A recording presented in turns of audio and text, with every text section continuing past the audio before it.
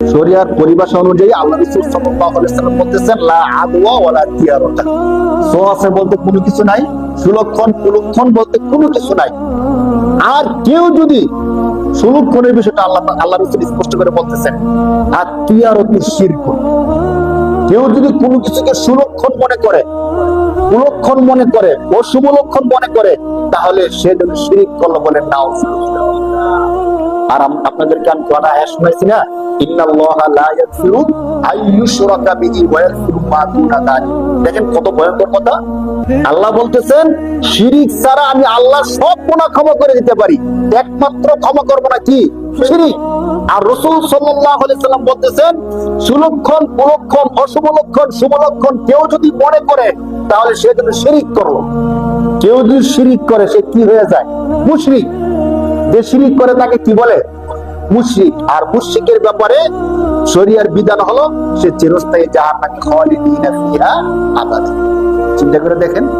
তাহলে আমরা যে আলোচনাটা আজকে করতে চাইতেছি সেটা হলো কোন বিষয়ের মধ্যে সুলক্ষণ কুলক্ষণ হয় কিনা, সোয়াসে বলতে কোনো কিছু আছে কিনা। আমাদের সমাজে আমরা ব্যাপকভাবে এমন কিছু প্রচলনের মধ্যে আছি, ধরেন ছোট থেকে শুনতে শুনতে শুনতে শুনতে আমাদের ব্রেনের মধ্যে এমন ভাবে দেখতে গেছে আমরা এগুলো অকপটে বলে ফেলি, মানে অটোমেটিক মুখ থেকে চলে আসে। ধরেন কোন ব্যক্তির নাম, আমরা দুইজন ব্যক্তি বসে বসে আলোচনা করতেছি, এমন সময় বললাম আব্দুর রহিম খুব ভালো ব্যক্তি, সে কিন্তু সমাজের মধ্যে দান করে সবকিছু করে। এই আব্দুর রহিমের নাম বলছি না, এই বলার সাথে সাথে আব্দুর রহিম চলে আসছে। তখন আমরা কি বলি বলেন তো? আর তোর হায়াত অনেক দিন, কই মাসের হায়াত, মাত্র তোর নামটা বললাম আর তুই সাথে সাথে চলে আসলি। দেখেন সবাই এইভাবে ব্যাপকভাবে বলে কিনা, মানে তার নাম নেওয়ার কারণে সে চলে আসছে, আর চলে আসার কারণে তার হায়াত অনেক দীর্ঘদিন বাঁচবে। এই বিষয়টা ওই যে আল্লাহ রাসূল বলছে কেউ যদি এমন ধারণা করে সে যদি শিরক করলো, কারণ হায়াত কমানোর বাড়ানোর ক্ষমতা কার? ওই তার নাম বলছে আর সে চলে আসছে, এই জন্য তার হায়াত অনেক বেশি। আর সে যদি না আসতো তাহলে তার হায়াত কম। এই ধারণা যদি কেউ পোষণ করে তাহলে সে যদি শিরক করলো। এই কথা কার? আল্লাহ রাসূল বলতেছেন কেউ যদি এমন ধারণা করে তাহলে সে যদি কি করলো? বিষয়টা।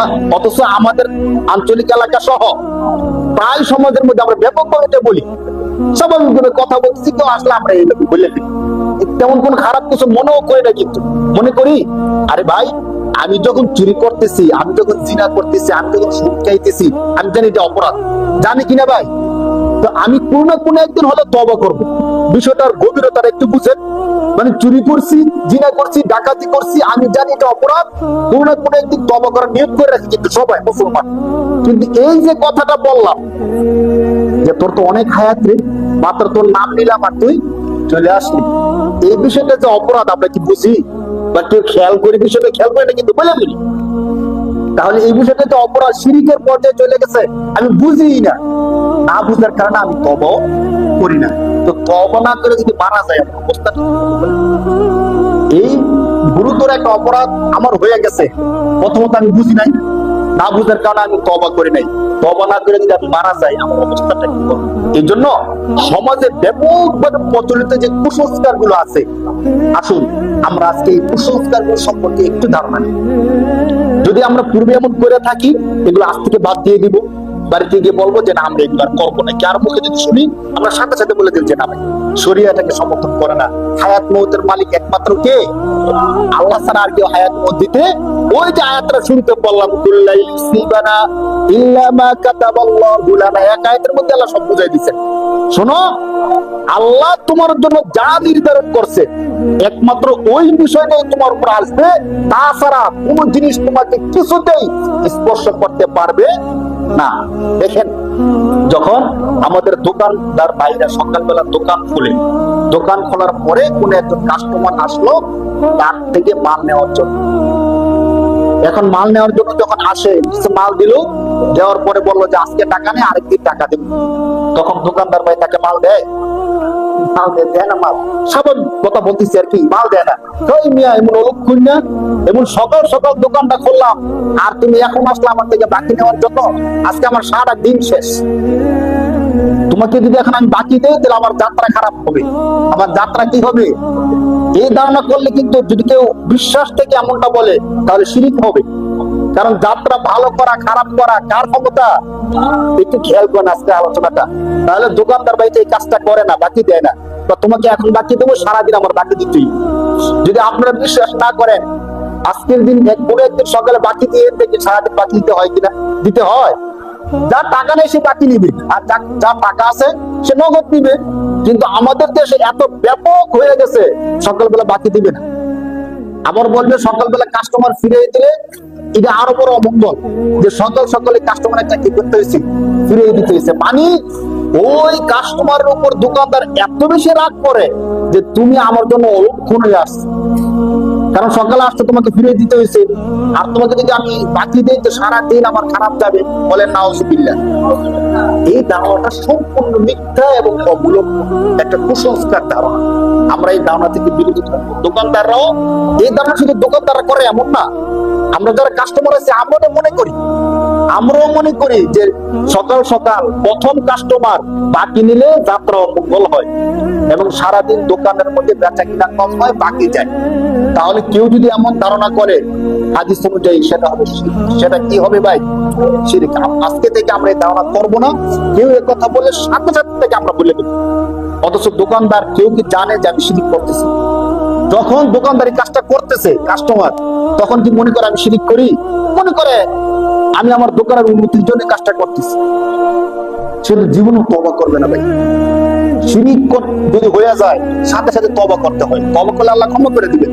আর শিরিক তওবা ছাড়া আল্লাহ মাফ করবে না।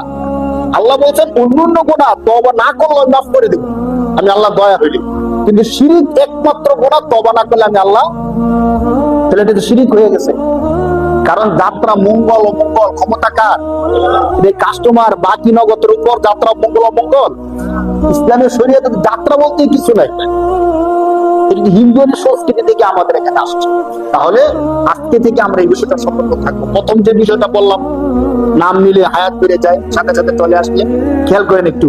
2 নম্বরে, যদি দোকানের মধ্যে কোন কাস্টমার আসে, প্রথম কাস্টমার, সে যদি বাকি নেই সারাদিন অমঙ্গল যায়, তাহলে এমন ধারণা কেউ যদি করে, সেটাও কি? শিরক। আর তিয়ারতু শিরকুন। হাদিস সুলক্ষণ কুলক্ষণ অশুভলক্ষণ এই ধারণা রাখা শিরক, আল্লাহ রাসূল বলছেন। 3 নাম্বার, আমাদের সমাজে ব্যাপক প্রচলন আছে, কেউ যদি জোর কলা খায়, কলার মধ্যে দেখবেন কিছু কিছু কলা আছে জোড়া কলা, হ্যাঁ জোর কলা বলে গ্রামের দিকে। জোর কলা কেউ যদি খায় তাহলে বলে তোমার জোর সন্তান হবে। এমন কথা শুনছেন কিনা আপনারা? কেউ যদি এটা মনে প্রাণে বিশ্বাস করে যে হ্যাঁ জোর কলা খাইলে কি হয়, 2 সন্তান হয়, আমি দেখছি না এই ছোট্ট থেকে এখন পর্যন্ত কত জোর কলা খাইলাম, আমাদের বন্ধু বান্ধব কত খাইছে, কিন্তু কারো জোর সন্তান হয়েছে জোর কলা খাওয়ার কারণে? এমন হয়নি। কিন্তু মানুষের মধ্যে ব্যাপক প্রচলিত, দেখবেন কথায় কথা বলবে জোর কলা খাইতে যায় না, জোর সন্তান হবে। আরে ভাই জোর সন্তান হলে তো ভালো না, 2 বারের কষ্ট একবারে হয়ে গেল, 2 বারের খরচ একবারে সেরে গেল। তো মানুষ খাইতে নিশ্চিত না, জোর কলা খাওয়া যাবে না। আর দোকানদার বাইরেও জোর কলাকে গণেই না, আলাদা ধরে, অথবা গণনার মধ্যে রাখে না, অথবা 2 কলাকে 1 কলা ধরে। দেখেন, কারণ জোর কলা মানুষ নিতে চায় না, খাইতে চায় না। কেউ যদি মনে প্রাণে বিশ্বাস করে যে এই জোর কলা খাইলে জোর সন্তান হবে, সে শিরক করবে। কারণ 1 সন্তান, জোর সন্তান দেওয়ার ক্ষমতা কার? কলা কোনদিন সন্তান দিতে পারে না। জোর কলা যদি সন্তান 2টা দিতে পারতো, তো যাদের সন্তান হয় না বাজারের মধ্যে গরু না দিয়া সারা দেশের সমস্ত জোর কলা গুলো খাইয়ে ফেলো, তাহলে তো সন্তান চলে আসে। কি বলেন ভাই? তাহলে আমরা বুঝলাম জোর কলায় জোর সন্তান দিতে পারে না। ঠিক আছে, পারে না, নাকি আমরা যে ধারণাটা করি, আমরা যে বলি, এটা কিন্তু বলতে আমাদের মন মেজাজের মধ্যে বসে যায়, মানে বিশ্বাসের মধ্যে স্থান নিয়ে আনে। তো কেউ যদি বিশ্বাস করে বলে, তখন তার ইমানটা চলে যায়, শিরক হয়ে যায়। একটা হলে আমি বললাম, আমি জানি জোর কলা দেন, এরপরে দুষ্টামি করলাম, একটা বিষয়। আরেকটা হলো বলতে ছোট থেকে শুনতে বিশ্বাস হয়ে গেছে, জোর কলা খাইলে কি হয়, জোর সন্তান হয়, মানে এই জোর কলায় জোর সন্তান দেয়, এই বিশ্বাস করে তাহলে তার ইমানটা চলে যাবে। অতীতে আমরা যদি এমন করে থাকি, তওবা করব। ভবিষ্যতে যদি আমরা কারো থেকে শুনি, তাহলে তাকে বলবো যে ভাই আপনি তওবা করেন, এই বিষয়টা, এই বিশ্বাসটা শরীয়তের সাথে সামঞ্জস্যহীন না, সাংঘর্ষিক। আমরা সাথে সাথে বলে দিই। 4 নাম্বার, কোন ব্যক্তি যদি ভাঙ্গা আয়নায় মুখ দেখে, তখন আমরা বলি যে তুমি যে ভাঙ্গা আয়না মুখ দেখছো, তোমার হায়াত কমে যাবে। আয়না যেমন ভাঙ্গা, তোমার হায়াতে কি যাবে, ভেঙে যাবে। এখান থেকে আমরা এই বিশ্বাসটা ধারণা করে নিই। তখন কাউকে ভাঙ্গা আয়না মুখ দেখতে দেই না। ভাঙ্গা আয়না মুখ দেখেন না, এটা এক ভালো জিনিস, ভালো আয়নায় মুখ দেখেন। কিন্তু ভাঙ্গা আয়না দেখলে, মুখ দেখলে তার হায়াত কমে যায়, এই বিশ্বাসটা শিরক বিশ্বাস। আমরা এই বিশ্বাসটা করবো না কি এখন থেকে। মানে সে প্রয়োজনে মুখ দেখবে না, এরপরে সে ভাঙ্গা আয়না হাতে নিবে না। কেন নিবে না? যদি এমন হয় যে ভাঙ্গা আয়নার মুখ দেখে আমার কাছে খারাপ লাগে, এটা ভিন্ন বিষয়। কিন্তু আপনি যদি এই বিশ্বাস রাখেন যে ভাঙ্গা আয়নায় মুখ দেখলে কি কমে, হায়াত কমে, অমঙ্গল হয়, তাহলে আপনি শিরিক করেন, শিরিক হয়ে যাবে। আজকে থেকে এই ধারণা থেকে আমরা মুক্ত হয়ে যাব। রাতের বেলা যদি কেউ নখ কাটে, তখন আমরা টান দিয়ে তার হাত থেকে নীল কাটা নিয়ে যাই। তুমি রাতের বেলা নখ কাটতেছো, রাতের বেলা যদি নখ কাটে হায়াত কমে যায়, অমঙ্গল হয়, সংসারের মধ্যে মঙ্গল আর আসে না। রাতের বেলা কি কাটলে, নখ কাটলে, ঘর ঝাড়ু দিলে, এরপরে যে পানি আছে আমাদের জুটা পানি, এই জুটা পানি গুলো বাইরে ফেললে ঘরের মধ্যে অমঙ্গল হয়। রাতের বেলা পানি ফেললে কার উপর না কার উপর পড়ছে এটা জানা যায় না, দিনের বেলা ফালানো ভালো উচিত। বাকি কেউ যদি এ বিশ্বাস করে যে রাতের বেলা নখ কাটলে, রাতের বেলা ঘর ঝাড়ু দিলে, জুতা পানি বাইরে ফেললে অমঙ্গল হয়, তাহলে শিরক হবে। এই বিশ্বাস নিয়ে ফলানো যাবে না। তাহলে আমরা এই বিষয়গুলো আমাদের পরিবার সহ সবাইকে সচেতন করব। অনেকে জিনিসটা মনে করে যে রাতের বেলা জুতা পানি বাইরে ফেলা যায় না, ফেললে অমঙ্গল হয়, অথবা বড় ধরনের বিরাট ধরনের কোনো একটা ক্ষতি হয়ে যায়। না, বিরাট ধরনের ক্ষতি করলে কে করতে পারে? আল্লাহ। যদি উপকার কেউ করতে চায়, কে করতে পারে? আল্লাহ। আল্লাহকে ছাড়া কেউ কোনো কিছু করতে পারে না। হাদিসের মধ্যে স্পষ্ট এই কথা বার্তা দেওয়া আছে। কোরআন শরীফের মধ্যে তো আল্লাহ তাআলা একদম বলে দিয়েছেন যে একমাত্র তোমার যদি কোনো ক্ষতি কেউ করতে পারে, তোমার যদি কোনো উপকার করতে পারে, সেই ক্ষমতা একমাত্র কার? আরেকটা হাদিস শুনুন, চমৎকার একটা হাদিস। হাদিস শরীফের মধ্যে আসছে, আল্লাহ রাসূল সাল্লাল্লাহু আলাইহি সাল্লাম বলেন যে কোন ব্যক্তি যদি এমন হয় যে সারা পৃথিবীর সমস্ত মানুষ এক হয়ে গেছে তার ক্ষতি করবে, ধরেন একজন মানুষ সারা পৃথিবীর সবাই একজুট হয়ে গেছে তাকে ক্ষতি করবেই করবে, কিন্তু আল্লাহ চায় তার উপকার করবে, তখন সারা পৃথিবী মিলে তার এক বিন্দু পরিমাণ ক্ষতি করতে পারবে না, বলে সুবহানাল্লাহ। আর যদি সারা বিশ্বের সবাই মিলে চায় তাকে উপরে তুলে দিবে, তার উপকার করবে, আল্লাহ চায় তার ক্ষতি করবে, সারা বিশ্বের সমস্ত শক্তি মিলে তার বিন্দু পরিমাণ উপকার করতে পারবে না। ঠিক কিনা বলেন? এই ধারণা মুমিনের। তাহলে জুতা পানি বাইরে ফেলে অমঙ্গল হবে, রাতের বেলা নখ কাটলে অমঙ্গল হবে, এটা কোথেকে আসবে? এমন ধারণা আমরা কেউ করবো না। সামনে থেকে জিনিসটা মনে রাখবো। ব্যাপকভাবে আরেকটা প্রচলন দেখেন, যখন আমাদের কারো হাতে ডান হাত চুলকায়, কোন হাত চুলকায়? ডান হাত চুলকালে আমরা বলি এবার হাতে টাকা আসবে, মনে হয় বিশাল বড় কোনো টাকা, মোটা অঙ্কের টাকা আসতেছে, মোটা থাকে অথবা ছোট থাকে। আর যদি বাম হাত চুলকায়, তখন আমরা কি মনে করি? টাকা চলে যাবে অথবা কোনো একটা বিপদ চলে আসবে। বলেন নাউজুবিল্লাহ। টাকা দেওয়া না দেওয়া, বিপদ দেওয়া না দেওয়া ক্ষমতা কার? যদি ডান হাত চুলকালে টাকা আসে, যার হাত নাই সে কি চুলকাবে? বলে যার হাত নাই তার কি টাকা আসে না? হাত নাই সে ভিক্ষা করে, তার কি সারাদিনই টাকা আসে? সে কোন হাত চুলকাইলো যে তার টাকা আসতেছে? আমার ডান হাত চুলকাইলে আমার টাকা আসে, যার হাত নাই সে কি চুলকাইলে টাকা আসছে? এরপরে মনে করে কারো যদি ডান চোখ চাপড়ি মারে, হ্যাঁ, ডান চোখ যদি নড়ে তাহলে শুভ হয়, শুভ লক্ষণ। আর যদি বাম চোখ নড়ে তাহলে কি লক্ষণ? অশুভ লক্ষণ। মনে করে অনেকে আছে এমনটা, তাহলে সে যদি শিরক করলো, সে কি করলো?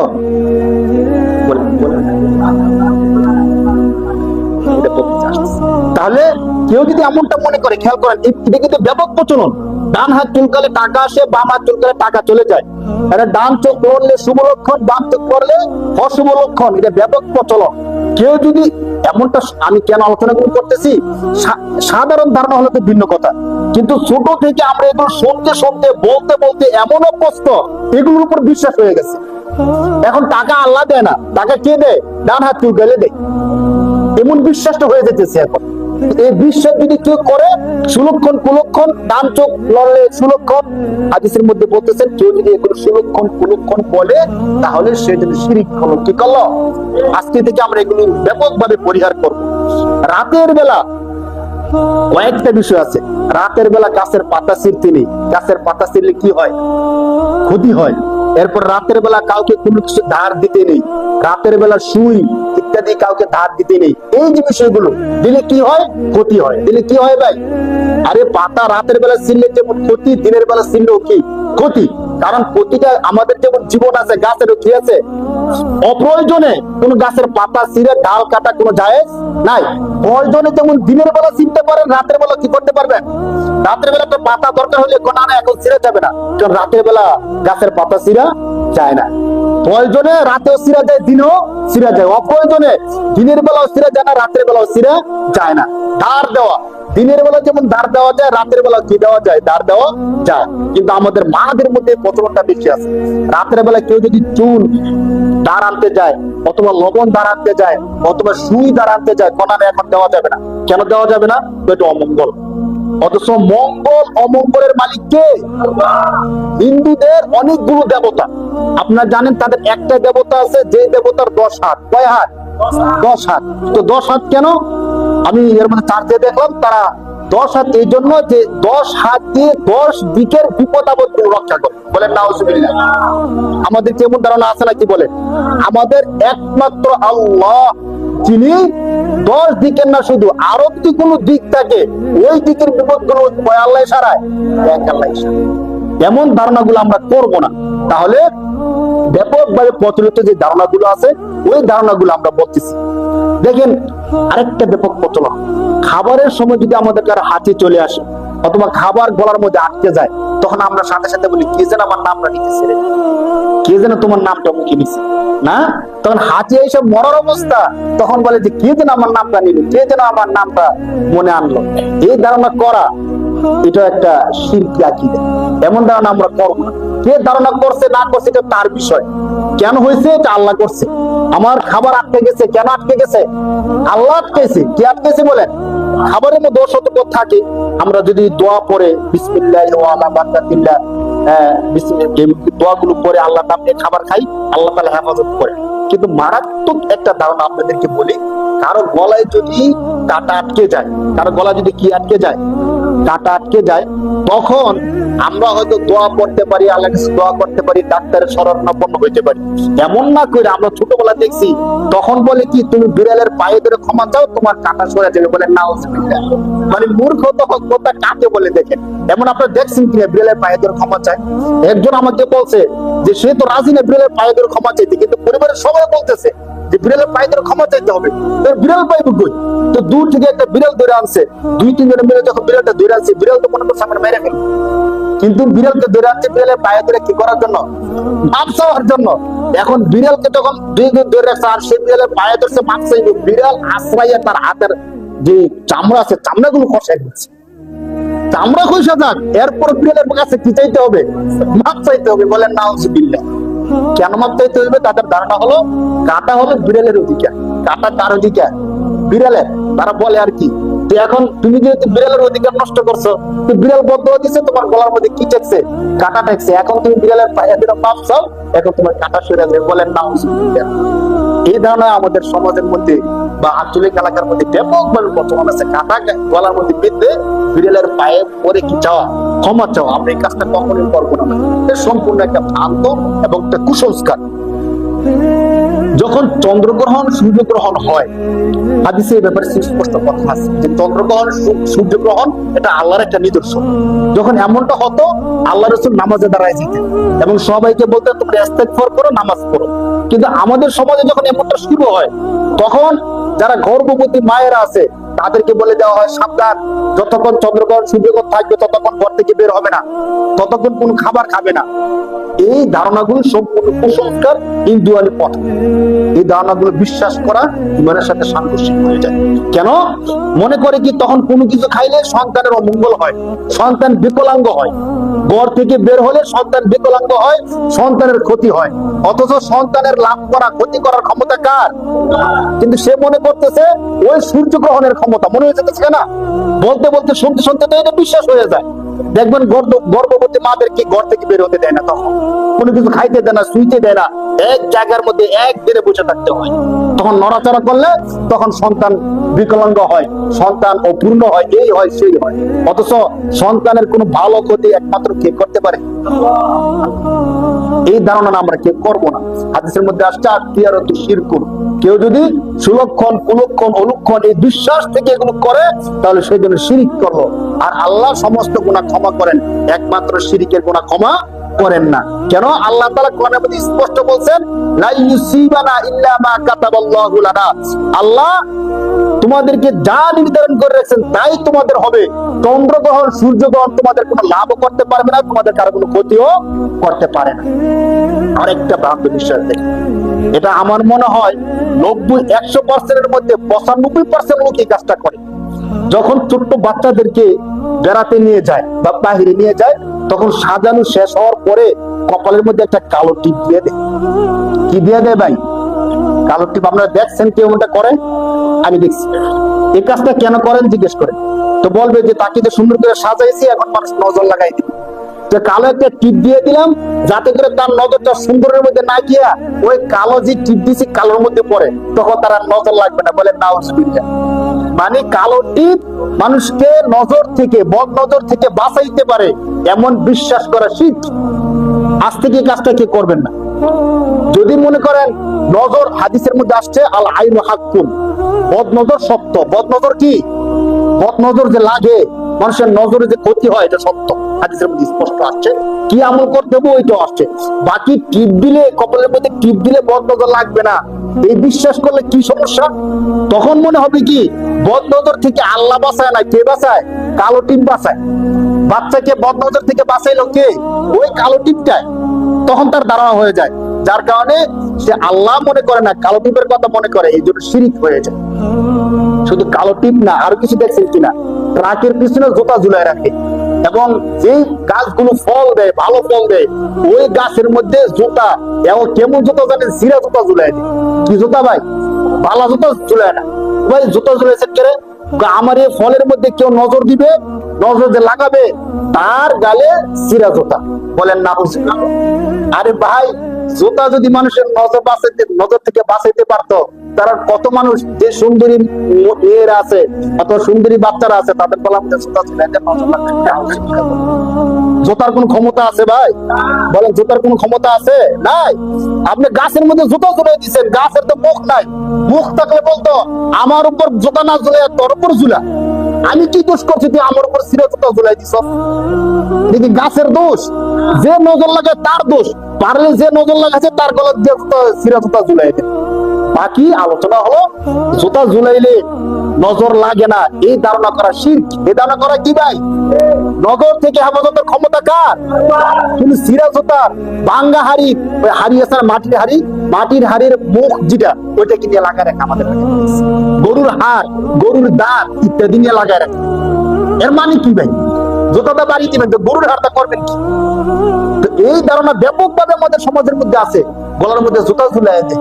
শুধু গাছের গলা জুতা ঝুলাই দিতে পারেন, পারলে মানুষের গলা জুতা ঝুলাই দেন, দেখি আপনাকে আস্থা রাখে কিনা। গাছ একটা বোবা পানি, কথা বলতে পারে না, এই জন্য তার গলার মধ্যে আপনার জুতা ঝুলাই দিচ্ছেন। শরীয়ত এগুলো বিশ্বাস করে না। আমাদের মূল আলোচনা হলো আমরা এগুলো বিশ্বাস করবো না ভাই। কেউ কখনোই বিশ্বাস করবো না যে বাচ্চার কপালে টিপ দিলে এই টিপ তাকে বদনজর থেকে বাঁচায়, ট্রাকের পিছনে জুতা ঝুলাই দিলে এই জুতা ট্রাককে অ্যাক্সিডেন্ট থেকে বাঁচায়, অথবা গাছের মধ্যে জুতা, সিরা জুতা ঝুলাই দিলে বা মালা ইত্যাদি ঝুলাই দিলে বদনজর থেকে বাঁচায়। এগুলো বিশ্বাস করবো না। করবো কি? ফল মূল অথবা কারো খামার ইত্যাদির মধ্যে মানুষ বদনজর লাগে, এটা সত্য। তখন আমরা একটা কাজ করতে পারি, সেটা হলো সময় কম, নয়তো আমি কোরআনের একটা ঘটনা আপনাদেরকে শোনাইতাম। কেউ যদি কোনো সুন্দর বাচ্চা দেখে, কোনো ফল মূল ইত্যাদি কোনো খামারের মধ্যে যায়, বা কোনো কারো এমন বাগানের মধ্যে যায়, ক্ষেত খামারে যায়, তখন সে যেন দেখে প্রথমেই বলে মাশাআল্লাহ। কি বলতে হবে ভাই? মাশাআল্লাহ। কেউ যদি এই কথা বলে তাহলে তার থেকে বদনজর লাগবে। কোরআন শরীফের মধ্যে 15 নম্বর পারা সূরা কাহফে বিষয়ে সুন্দর চমৎকার একটা ঘটনা আছে, কোনদিন সময় পেলে বলবো। তাহলে কেউ যদি, আমরা এখন যারা আছি এই কথাটা বলবো, এবং আমরা যদি কাউকে নিয়ে যাই খামারের মধ্যে বা গাছ গাছালি ইত্যাদি ফলমূলের কাছ থেকে, আমরা বলবো তুমি বলো মাশাআল্লাহ। প্রয়োজনে বিলবোর্ডের মতো এখানে লিখে দিব মাশা। সে যদি নাও বলতে চায়, লেখাটা দেখে একবার সে বলে ফেলবে কি মাশা আল্লাহ। এই বিশ্বাস আমরা রাখবো। বাকি জুতা, টিপ ইত্যাদি মানুষের বদনজর থেকে বাঁচাইতে পারে, এই বিশ্বাসটা আমরা কখনোই করবো না ইনশাআল্লাহ। আরো প্রান্ত বিশ্বাস আছে, কারো শরীরে যদি পা লাগে অথবা একটু অনুচিত হয়ে যায়, তখন আমরা তাকে চুমা দিই, এমনি চুমা দিই। চুমা দেওয়াটা জায়েজ নেই। শরীয়তে একমাত্র কোরআন শরীফকে চুমা দেওয়া যায়, এছাড়া অন্য কাউকে চুমা দেওয়া যায় না। কুস্তি খেলার সময় দেখবেন মাটি কিভাবে সম্মান করে, চুমা দেয়। এটা হিন্দুয়ানি বিশ্বাস। তারা পাথর, বড় গাছ ইত্যাদি দেখলে চুমা দিয়ে এগুলো করে, এগুলো করা যাবে না। যখন গাড়ির মধ্যে সকালে উঠতে যায় ড্রাইভাররা, তখন প্রথম গাড়িতে কি করে, এভাবে সালাম করে, চুমা দেয়। এই বিশ্বাসের সম্পূর্ণ না যায় একটা বিশ্বাস, বরকতের নিয়তে করে। আরে ভাই, গাড়ি কি বরকত দিতে পারে? এই চুমাই কি বরকত দিতে পারে? বরকত দিতে পারে একমাত্র কে? এক কোরআনকে ছাড়া অন্য কিছুকে আমরা এইভাবে চুমা খাবো না। কোরআন শরীফ যদি কারো হাত থেকে পড়ে যায়, তখন সমাজের মধ্যে বলে যে তাকে কোরআন শরীফ সম পরিমাণ চাউল দান করে দিতে হয়। এটা সম্পূর্ণ মিথ্যা ও মূলত একটা কুসংস্কার ধারণা। কোরআন একটা সম্মানের জিনিস, এটা পড়ে গেল মানে আমার অসতর্কতার কারণে আমার থেকে বড় একটা ভুল হয়ে গেছে, আমি কেন কোরআনের সম্মানটা রাখতে পারলাম না। এই জন্য বেশির থেকে বেশি সালাতুত তওবা পড়া যায়। যদি বেশি ইখলাস করতে যাই, সালাতুত তওবা পড়া আল্লাহর কাছে আমি ক্ষমা চাইলাম যে আল্লাহ, আমি সতর্কতা রাখতে পারিনি, আপনি আমাকে ক্ষমা করে দেন, আর কোনো কিছু না। আপনি যদি মন চায় দান সদকা করেন, সমস্যা নেই। কিন্তু কোরআন শরীফ হাত থেকে পড়লে 2.5 কেজি 2 কেজি চাউল মসজিদে দিতে হয় বা দান সদকা করতে হয়, এমন বিশ্বাস যদি কেউ করে, তাহলে সেটা গুনাহের দাগী হয়ে যাবে। কেউ যদি প্রচন্ড ভয় পায়, তাকে আমাদের আঞ্চলিক এলাকায় দায়ের আগায় লবণ নিয়ে খাওয়ানো হয়, যেটা খাইলে তোমার কি চলে যাবে, ভয় চলে যাবে। এটা কুসংস্কার, এমন ধারণা আমরা করবো না। শিশু বাচ্চার গলার মধ্যে আমরা তাবিজ ঝুলাই দেই, নকশা ঝুলাই দেই, বিভিন্ন কিছু ঝুলাই দেই, কোমরের মধ্যে তাবিজ ঝুলাই দিই। বাচ্চা হওয়ার পরে সাথে সাথে একজনের কাছে নিয়ে যায়, নিয়ে দেখবেন 1 বস্তা তাবিজ তার গলার মধ্যে ঝুলাই দেয়। এমন বড় বড় তাবিজ, ছোট ছোট তাবিজ, এগুলো কেন ঝুলে দিতেছেন? বা এগুলো বদনজর থেকে বাঁচাইবে, জিন থেকে বাঁচাইবে, এই থেকে বাঁচাইবে, ওই থেকে বাঁচাইবে। বিষয়টা এমন না ভাই। নকশা দিয়ে, তন্ত্র মন্ত্র দিয়ে যত তাবিজ করা হয়, সমস্ত তাবিজ গুলো শিরক। হাদিসের মধ্যে স্পষ্ট আসছে, মানে আল্লাহ তামিমা ফাকাত আশরাকা, যে ব্যক্তি গলার মধ্যে তাবিজ জড়াবে সে যেন শিরক করলো, হাদিস। তবে হাদিস, সহিহ হাদিস দ্বারা তাবিজ লাগানোর অনুমতি আছে একমাত্র স্পষ্ট কোরআনের আয়াত দিয়ে। কোন বরকতের নিয়তে কেউ যদি কোন একজন বিজ্ঞ আলেম থেকে লাগায়, তাহলে সেটা লাগাতে পারে কারণবশত। কিন্তু যে কোনো তাবিজ, নকশা, তন্ত্র মন্ত্র ইত্যাদি তাবিজ গলার মধ্যে ঝুলিয়ে দেওয়া, যে শিরক হাদিস অনুযায়ী। আল্লাহর নাম ছাড়া অন্য কোন নামে কসম করা শিরক, স্পষ্ট কথা। কিন্তু এটা আমরা কিন্তু আল্লাহ নামে কসম করলে এটা সাধারণ মনে করে। যদি কেউ বলে আল্লাহর নামে কসম করে বলতেছি আমি সত্য, এটা মানুষ বিশ্বাস করে কম। কোনটা বিশ্বাস করে জানে?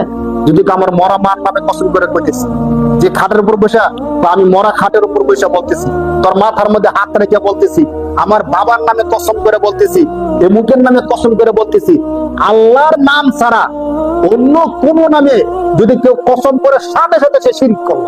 কিন্তু মারাত্মক অপরাধ, মারাত্মক। হাদিসের মধ্যে স্পষ্ট আছে, যে ব্যক্তি আল্লাহর নাম ছাড়া অন্য কোন নামে কসম করলো, সেদিন শিরক করলো। অতএব আমরা যদি কেউ কসম করতেই চাই, কার নামে কসম করব? আমি আল্লাহর নামে বলতেছি, এক বিশ্বাস করুক অথবা না করুক। আল্লাহর নামে যদি বিশ্বাস না করে, মরা মার নামে বিশ্বাস করে, তো সে তো আল্লাহ থেকে বেশি গুরুত্ব দিচ্ছে কারে? মরা মাকে। নাউযুবিল্লাহি মিন যালিক। এই বিষয়টা আমরা করবো না। এরপরে যখন কেউ মাজারের সামনে দিয়ে গাড়ি নিয়ে গেলে, গাড়ি স্লো করে ফেলে। কেন?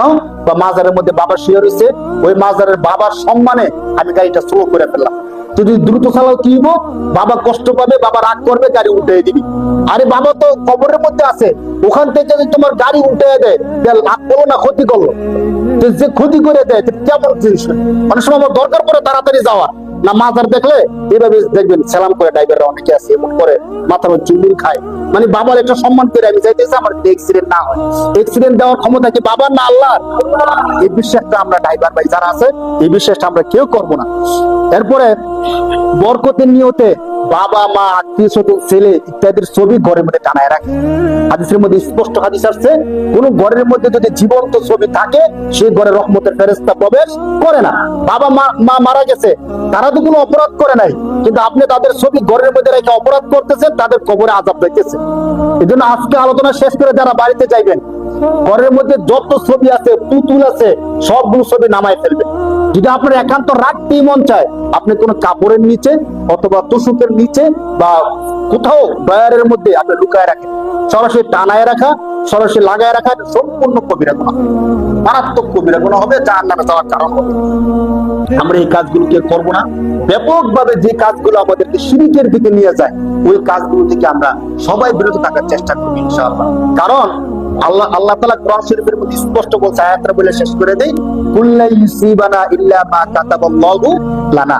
তোমাদেরকে ওই জিনিস স্পষ্ট করতে পারবে, স্পর্শ করতে পারবে যা আল্লাহ তোমাদের জন্য রাখছে। আল্লাহ যা তোমাদের জন্য রাখে নাই, সেই জিনিস তোমাদেরকে কখনো স্পর্শ করতে পারবে না। সর্বশেষ, এখন আমরা তো ধরেন এই কুসংস্কার গুলো করতে করতে বড় হয়েছি, শিক্ষিত অশিক্ষিত, মূর্খ অমূর্খ এবং জ্ঞানী আলেম হাফেজ সব কিছু কিছু কুসংস্কার আছে এমন করতে করতে মুফতিরা পর্যন্ত করে ফেলতেছে, বুঝতেছে না, খেয়াল করতেছে না। এখন করাটা কি? সকালে ঘর থেকে বের হলে যদি উষ্টা খাই, ধোয়া খাই, অথবা পিছন থেকে কেউ ডাক দেয়, আজকে যাত্রা অমঙ্গল, আজকে যাত্রাটা শুভ হইব। অথবা ঘর থেকে বের হয়ে ওই একটা নারী দেখছে অথবা কুকুর দেখছে, শেষ, আজকে আমি আর সফরে যেতে পারবো না। তো এই বিশ্বাসটা তো আমাদের হয়ে গেছে, কারণ নাম মুখে বলে সাথে সাথে বলে তোমার হায়াত বেশি। হ্যাঁ, তো এই বিশ্বাসগুলোতে আমাদের হয়ে গেছে, আমরা করবোটা কি? এখন হাদিসের মধ্যে চমৎকার একটা সমাধান দিয়েছে, শুধু সমাধানটা বলে আলোচনা শেষ।